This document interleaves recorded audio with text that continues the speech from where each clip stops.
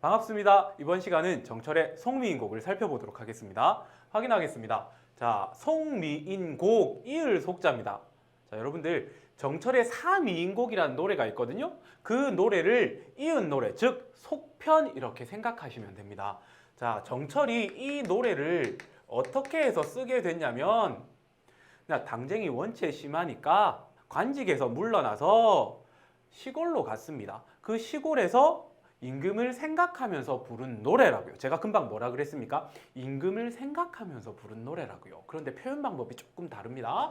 자, 이 노래 겉으로 보면 어떻게 되어 있느냐면 어떠한 여인이 사랑하는 님을 그리워하는 것처럼 표현해놨어요. 그런데 속으로 살펴보면 충신, 신하가 임금을 그리워하는 내용을 실제 드러내고 있다라는 겁니다. 이게 사미인곡에서 먼저 드러났고요. 그거의 속편이다 생각하시면 되겠습니다. 자, 그 다음 갈래 보겠습니다. 갈래가 가사라고 되어 있죠. 여러분들 문학 문제 나오면 갈래적 특성 반드시 나옵니다. 그러면 가사에 대해서 잠시 알아보겠습니다. 가사가 무엇이냐면 조선 시대의 대표적인 시가 양식 두 가지가 있습니다. 그게 무엇이냐면 시조와 오늘 배우는 가사라는 장르입니다. 시조는요, 사음보, 그 다음 3장 6구로 이루어져 있는 우리 전통 시가의 갈래라고요. 그래서 사음보로 된 짧은 노래 이렇게 생각하시면 돼요. 무엇에 비해서? 가사에 비해서요. 가사는 시조에 비해서 반대로 굉장히 길어요. 그래서 어떤 식으로 정의 내리냐면 사사조의 반복으로 이루어져 있는 전통 시가의 갈래 혹은 사음보 연속체라는 말을 씁니다. 이 정도만 알아두시면 돼요. 사음보로 이루어진 짧은 노래, 긴 노래라고요. 그 다음 보기 하나 정도로 들어갈 수 있는 포인트가 뭐냐면 이 가사는요, 크게 정격 가사와 변격 가사로 나뉩니다. 이게 무슨 말이냐면 되게 간단하게 설명할게요. 시조의 종장이 어떻게 되어 있습니까?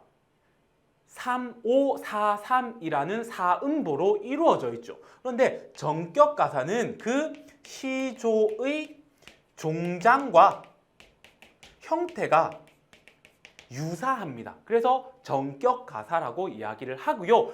이 시조의 종장의 형태와 가사의 제일 끝 행이 형태가 많이 달라지면 변격 가사라고 이야기를 합니다. 그런데 이 노래는 정격 가사예요. 본문 제일 마지막에 왜 정격 가사가 되는지 확인시켜 드리겠습니다. 자, 다시 들어가서 서정가사라는 말이 있죠. 서정가사는 뭐냐면 개인의 어떠한 정서를, 여러 가지 정서 중에 무언가를 읊었다. 양반가사, 양반이 썼다 이렇게 생각을 하시면 됩니다. 다음 성격에 보시면 애상적 되어 있죠. 슬픈 감정을 노래했다고. 그러면 여러분들은 왜 시적 화자가 슬플지를 생각해 보시면 되겠죠. 다음 주제 보세요. 임에 대한 그리움과 슬픔이라고요. 그럼 왜 슬픈지 드러났죠. 지금 현재 임을 그리워한다는 것은 님의 부재 상황이라고요. 님이 없으니까 여러분들 행복할까요? 슬플까요? 슬퍼요. 자, 특징 보겠습니다. 특징 첫 번째, 이건 100% 출제되는 포인트입니다.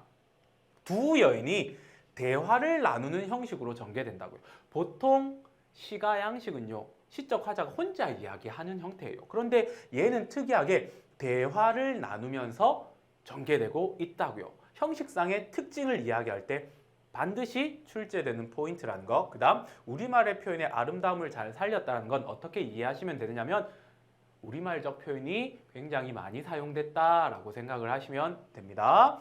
자, 그럼 안으로 들어가겠습니다.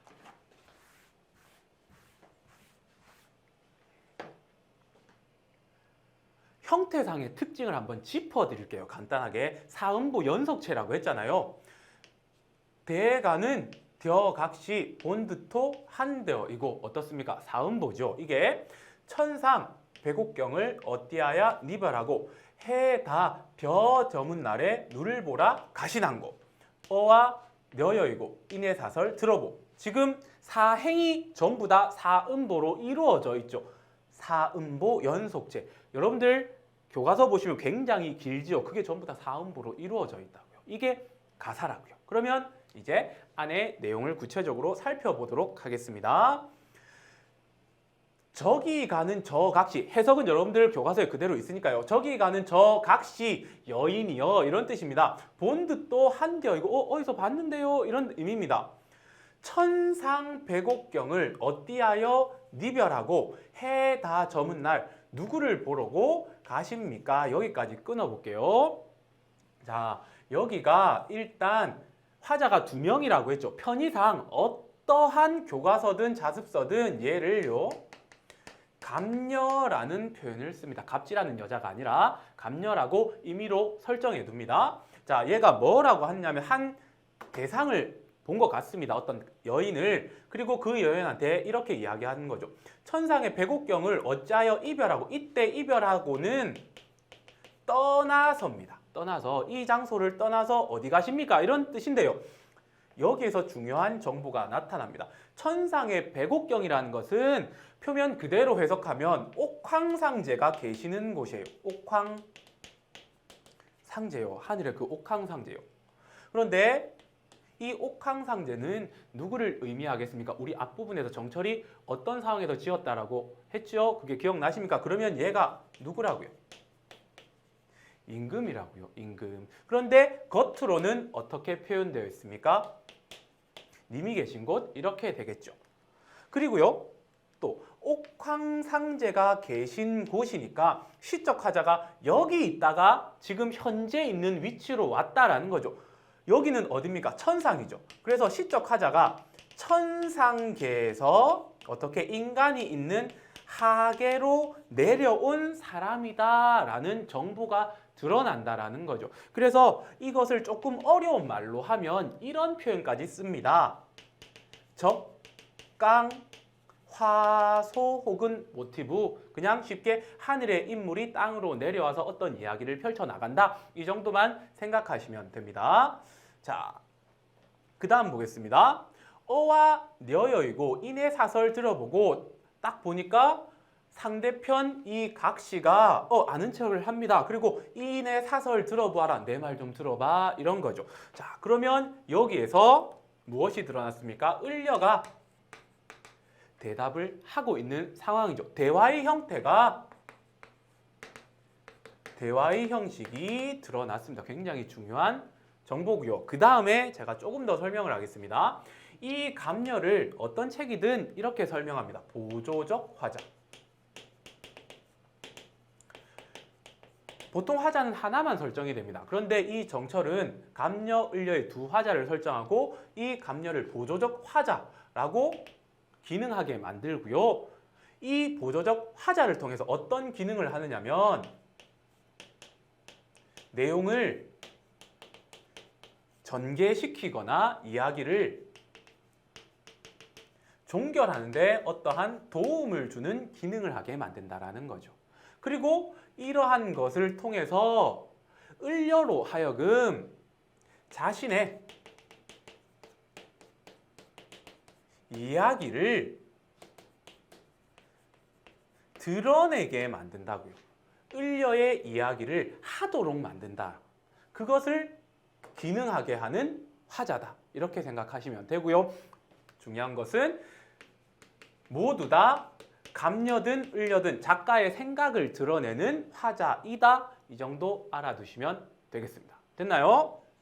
자, 그 다음 넘어가겠습니다. 과연 을려가 무슨 말을 하고 싶은지 보겠습니다.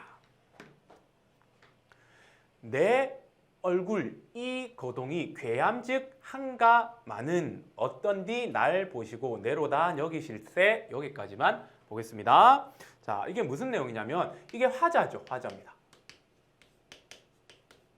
화자가 내 얼굴과 거동은 모습이에요. 내 모습을 보고 님께서 사랑해 줄만 한지는 정확하게 잘 모르겠지만 어쩐지 날 보시고, 누가요? 님께서 나를 보시고 내려다 너기실세. 너로구나 여기실세. 이걸 어떻게 해석하시면 되느냐면 님이 나를 보고 니 내 스타일 이렇게 하셨다고요. 이 내로다 여기실 때는 임의 나의 대한 태도를 의미합니다. 님이 날 찍은 거예요. 그래서 시적 하자.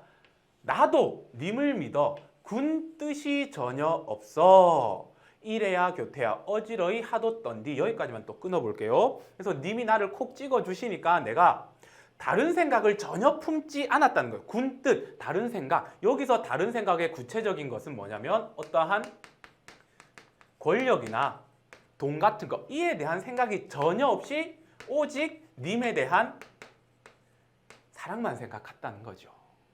그래서 내가 어떤 행위를 했느냐? 이래야 교태야 어지러이 했다. 이거는 아양을 부렸다는 거죠. 아, 이렇게 했다는 겁니다. 님의 옆에서 자기야 막 이렇게 했다는 거죠. 이거는 화자의 행위입니다.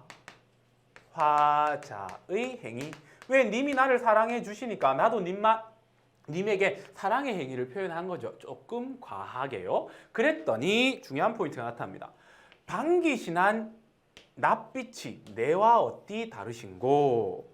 방귀신은 얼굴이, 나를 반기시는 얼굴이 달라졌다고. 그러면 여기서 뭐가 드러났다? 님의 나에 대한 태도 변화가 일어났다는 거죠. 전에는 나를 콕 집어서 내 사랑 이러더니 이제는 쌩깠다 이렇게 생각을 하시면 됩니다. 그러면 왜 태도 변화가 일어났는지 시적 화자가 이제 고민을 하기 시작합니다. 보시겠습니다.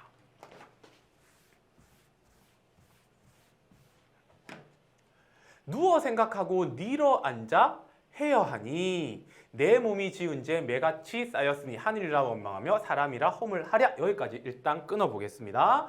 자, 일단 여기 보시면 시적 화자가 누워서 생각합니다. 그 다음에 일어 앉아서 해여한다.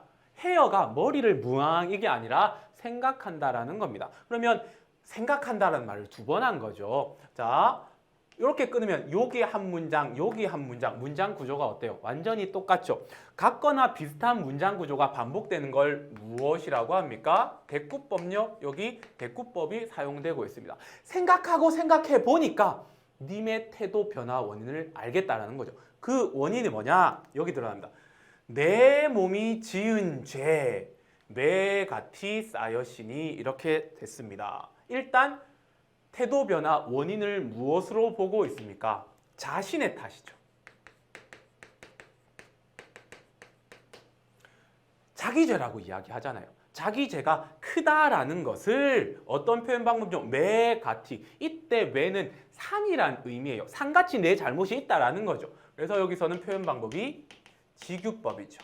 내 잘못이 산같이 쌓여져서 님이 나에 대한 태도가 저렇게 변했구나라고 생각합니다. 그래서 하늘이라 원망하며 사람이라 허물하겠느냐. 하늘을 원망하거나 다른 사람을 탓하겠느냐 이런 뜻입니다. 그런데 여기서 문장 형식이 뭐예요? 의문형이죠. 의문형을 통해서 자신의 생각을 강조하고 있는 표현 방법 뭐죠? 서리법이요. 남 탓할 수 없다라는 겁니다. 자기 탓이라는 거죠. 그 다음에 여기 앞에 한 문장과 뒤에 한 문장, 문장 구조가 어때요? 똑같죠. 또 반복되고 있죠. 여기서도 뭐 대꾸법이 나타났다라는 거죠. 그 다음 보겠습니다. 자신의 탓만 하는 거 아니에요. 서로서 풀터나니 생각해 보니까 조물의 탓이로다. 조물주요, 창조주요.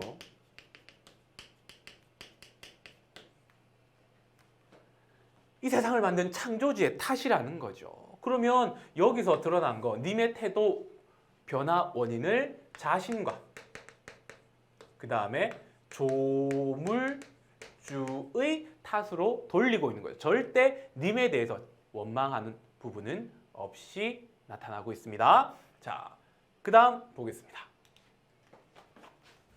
이렇게 을려가 내 탓이다, 조물주 탓이다 이야기하니까 글난 생각 마오 여기만 끊겠습니다. 왜 여기서 끊느냐면 그렇게 생각하지 마세요 라고 이야기를 해주는 거예요. 누가 을려에게 이야기했겠습니까? 보조적 화자, 감녀가 자기 탓하는 을려에게 이렇게 이야기하는 거죠. 바로 위로해 주는 겁니다. 그 다음 다시 이제 을려가 이야기하죠. 맺힌 일이 있어이다. 마음에 두고두고 품은 말이 있다라는 거죠. 보겠습니다. 님을 매셔 있어 내 님을 내 알거니 물같은 얼굴이 편하실 적 몇 날 읽고 이렇게 되어 있습니다. 시적 화자가 예전에는 님과 함께 있었나 봅니다. 왜? 천상 백옥경에서 같이 있었으니까요. 그래서 님과 함께 있어서 내가 님에 대해서 조금 안다는 거죠. 그래서 물 같은 얼굴이 편하실 적 몇 날 읽고 라는 것은 편하실 날이 있다 없다 편할 날이 없다라는 말을 하고 있는 거예요. 그 다음에 여기서 물 같은 얼굴이라고 되어 있죠. 일단 표현 방법은 비유법 중에 직유법이 사용됐죠. 물 같은 얼굴 여기 아니에요. 아름다운 얼굴요. 그 아름다운 얼굴이 편하실 날이 없어 이런 뜻이 되는 겁니다. 다음 보겠습니다. 춘한 고열은 어찌하여 지내시며 추일 동천은 뉘라서 매셨는고. 자 여기서 보세요.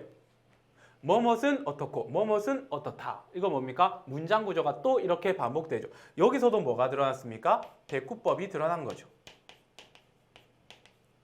내용을 보겠습니다. 자, 여러분들 한자성어가 나오면 쫄지 마세요. 그냥 여러분들이 기본적으로 알 수 있는 한자가 드러납니다. 춘 이건 알잖아요. 봄춘자예요. 그 다음에 고열입니다. 계절상 따지면 봄과 여름 되겠죠. 어떻게 지내시며 추 뭡니까? 가을요. 동은요? 겨울요. 즉 봄, 여름, 가을, 겨울은 어떻게 지내시며 누가 모시고 있는가라는 거죠. 그 다음에 밑에까지 보겠습니다. 죽, 조반, 조석 왜 내와 같이 세신한가, 드신한가입니다. 이때 매는요. 아까는 앞에는 산이었잖아요. 여기서는 임금님이 드시는 밥을 매라고 합니다. 그러니까 밥 잘 드시는가 이런 소리입니다. 그리고 기나긴 밤에 잠은 어디 자시는고 잠은 잘 주무시는가 이런 겁니다. 그러면 간단하게요. 여기서부터 여기까지는 시적 화자가 지금 뭐 하고 있는 겁니까? 님에 대한 걱정, 염려하고 있는 거죠. 이해되시겠습니까? 자, 여러분들 이 시가가 조금 길어요. 그래서 조금 빠른 감은 있지만 여기서 한번 끊고 가겠습니다. 그 다음 장면부터는 어떤 내용이 나오냐면 님에 대한 걱정이 이렇게 쌓였으니까 이걸 해소해야 되겠죠. 이것을 해소하기 위한 시적 화자의 여러 가지 행위가 나옵니다. 조금 이따 뵙겠습니다.